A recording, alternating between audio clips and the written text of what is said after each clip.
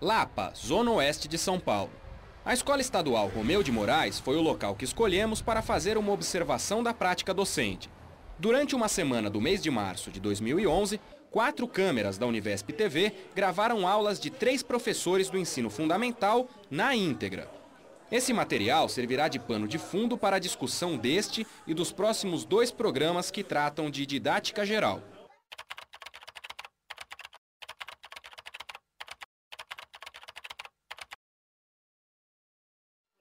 Escolhemos as aulas da professora Denise para falar de planejamento. Durante a semana de observação, a professora de ciências deu 3 aulas para uma turma de 6º ano. As 3 estavam intimamente ligadas por um objetivo. O objetivo era que eles entendessem a diferença entre um ser vivo e entre uma coisa não viva. Para atingir o objetivo, a professora planejou uma sequência didática de aulas com vários recursos. Acompanhamos 3. A análise de uma tarefa de campo proposta para casa. Gente, vocês vão conversar entre os colegas a quantidade de seres vivos, planta, que vocês viram no jardim em que vocês pesquisaram. A observação do jardim da escola em conjunto. Eu não sei o que é, mas parece com um tipo de semente, mas eu não acho que é o ser vivo. E a exibição de um vídeo sobre o tema. Estamos aqui com A partir de agora, vamos ver o que aconteceu dia a dia. Nossa convidada é a própria professora Denise, que vai explicar e comentar a sequência observada. Você vai pensando numa sequência didática. Como fazer com que o conteúdo seres vivos, através de uma quantidade previstas de aula, né, 4, 5, 6, dependendo da turma, né? O que fazer nessas aulas, estratégias diferentes para que esse aluno aprenda este conteúdo. Denise começou corrigindo a lição de casa, que era identificar os seres vivos citados em um determinado texto. Quais foram os seres vivos mencionados no texto acima? Aline? Orquídeas.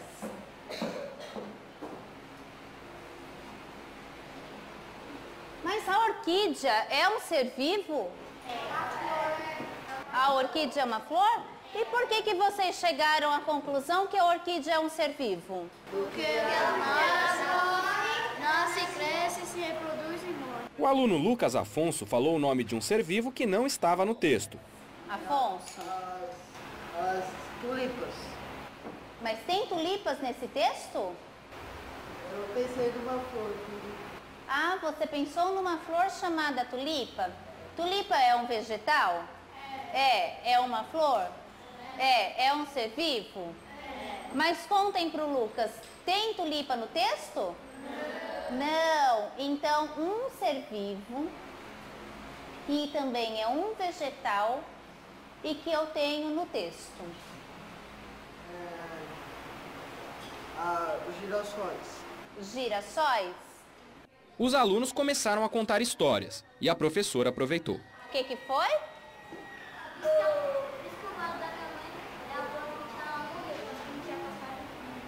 Olha que interessante ele falando. A plantinha que a mãe dele tinha no vaso morreu. E ele acha que, entre outras coisas, é porque faltou cascalho no fundo do vaso.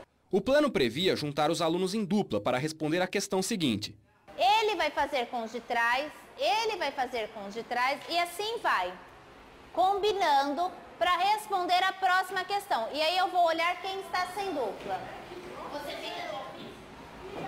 Vocês vão discutir, em primeiro lugar, bem baixinho, sobre o que será que eu aprendi nessas aulas. Ainda agrupados, a professora pediu que eles discutissem outra atividade feita em casa. Era uma tarefa a campo, eles tinham que pesquisar um ambiente. Eles foram em ambientes diferenciados Então a aula foi muito produtiva. A grande maioria, quase todos, fizeram a pesquisa e trouxeram o material.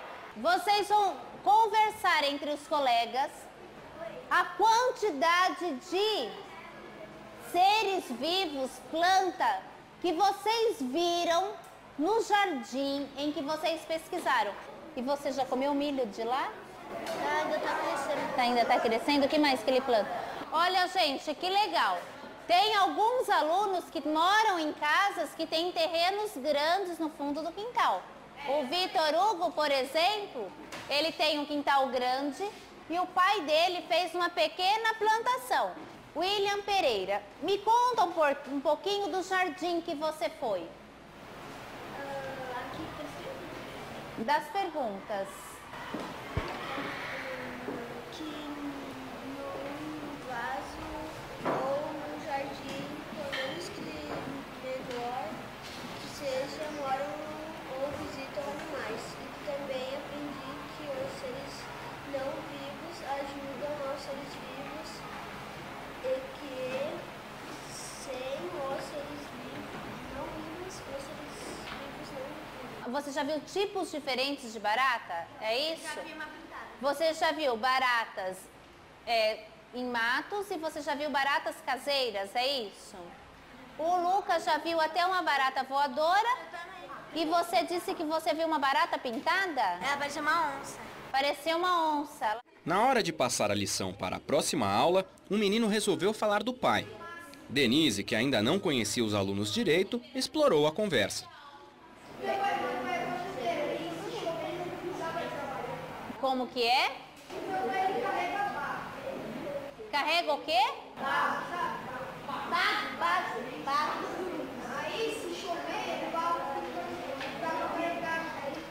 Aí ele não consegue trabalhar em dias de chuva. Você sabe como que é o nome da profissão dele? É carregador de barco. Como que é? Como? Caçambeiro. De basculante. Você tem que rever o seu planejamento a toda a aula, porque você calha de você planejar uma sequência didática, por exemplo, para 3 aulas e ter um imprevisto na sala que você tem que dar atenção. Então é o que a gente chama aí das demandas de aula, no caso. No segundo dia de observação, a professora continuou a explorar o conceito de ser vivo. A tarefa de campo foi no jardim da escola. E nós iremos verificar a presença de vida no jardim, tudo bem? Então tá bom. Nós iremos separar a sala em grupos e vamos organizar toda a saída a partir daqui. O grupo 3, 4 e 5 vão ficar no jardim atrás da escola. A temperatura nós iremos olhar no jornal, a temperatura do dia, que nós iremos fazer a pesquisa em sala, e as características do solo. Então vocês vão afastar as plantinhas e olhar se é um solo mais escuro, se tem mais areia, se tem mais pedrinha, se ele é mais claro, se ele é avermelhado, qual é a cor do solo. Nós vamos organizar a nossa saída. A partir de agora, cada responsável pelo grupo vai sair com o seu grupo. O primeiro grupo a sair é o grupo do Afonso. O jardim já é previsto nesse currículo, a leitura já é prevista nesse currículo. O que o professor ele precisa é enriquecer e trazer novidades, né? Então você pensa, se ele já te traz uma sequência didática mais ou menos pronta, como enriquecer essa sequência para que o aluno aproveite melhor a aula? Eu não sei o que é, mas parece com um tipo de semente, mas eu não acho que é um ser vivo. Você acha que não é um ser vivo? Você acha que pode ser as sementes dessa planta? Talvez pode ser a semente. Então você mexe nela, você olha por dentro. Olha, tem uma aguinha ali. Tem uma aguinha, então você vai marcar todas essas características. No seu desenho você vai fazer a folhinha dessa palmeirinha aqui, você vai fazer todos esses desenhos, tá? Olha se não tem nenhum bichinho no meio. Formigas. Por aqui, ó. Ah, não achamos nada. Procura com a lupa. O seu grupo está seguindo a ordem da apostila? Responderam a questão número 1, responderam a questão número 2, responderam a questão número 3. Olha, por exemplo, tem gente que está na sombra, tem gente que está no sol, a temperatura é diferente? De volta à sala, Denise preparou atividades relacionadas ao trabalho no jardim. Luiz, quais foram os animais que vocês viram? Formiga, minhoca, caracol e Maria Fedida. Vitória, quais foram os animais que vocês viram? Aranhas, tatu-bola, formigas, lagartas, um ninho de caramujo, borboletas. Só tinha isso de seres vivos? Tinha mais o quê? Árvores, vegetação miúda, que era aquela vegetação rasteira. Alguém viu mosquito? Anotaram? O grupo dele peguei minhas coisas, tipo, eu e a Maria Clara, o nosso grupo, a gente viu um negocinho de borboleta, Um casulo? Que legal! Vocês vão reproduzir o desenho do local. Podem pegar o estojo. Em um momento, a professora conseguiu ligar o que os alunos viram no jardim a um conteúdo que estava num texto lido anteriormente. As meninas repararam que na árvore lá tinha uma flor que nós vimos no texto? Tinha uma flor chamada orquídea. Denise contou que estava previsto para o terceiro dia de observação. Amanhã nós iremos começar a ver. A partir do momento nós trabalhamos o micro, que é o jardim, os seres vivos do jardim. Agora eles vão começar a entender o ambiente geral. Então nós vamos começar pelas regiões brasileiras, onde eles vão ver a Mata Atlântica, a Amazônia, a Caatinga, o Cerrado. Para finalizar os nossos seres vivos, eu trouxe um vídeo para vocês. Bem pequenininho. Estamos aqui com os preste atenção. Há 3 coisas sobre a mesa. Sua tarefa é muito simples. Se é um vídeo, por exemplo, como foi uma das aulas, esse vídeo ele teve que ser preparado em casa, ele teve que ser testado na escola. Algumas crianças ainda se esqueciam de que as plantas também fazem parte dos seres vivos. Então, quantos seres vivos, Shirley? 4. Então, agora ela vai me falar o nome dos 4. formiga, tatu-bola e fusão. Agora, quem vai falar é a Maria Clara? Quantos? 8. Aranha, caracol, formiga, casulo, ônibus, cobra, lagarta, borboleta, morgado. Esse roteiro de perguntar em uma aula através da chamada, na outra aula por fileiras, numa outra aula só meninos, na outra aula só meninas. Então você acaba, sim, pensando antecipadamente como que você vai conduzir ou aquela leitura ou aquela correção. É o que você chama de script. Então tem que ter um roteiro, tem que ter uma sequência e você tem que pensar. Denise insistiu na inclusão dos vegetais na conversa.